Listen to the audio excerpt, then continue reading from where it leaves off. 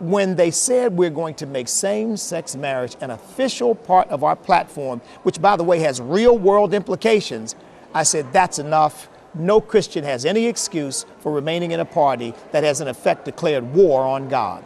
So how do you explain people who say they support President Obama but still claim to be Christians? I think they're twisting themselves into pretzels to justify what they want to do. The reality is the Bible says, come out from among them, be separate, touch not the unclean thing, and I will receive you.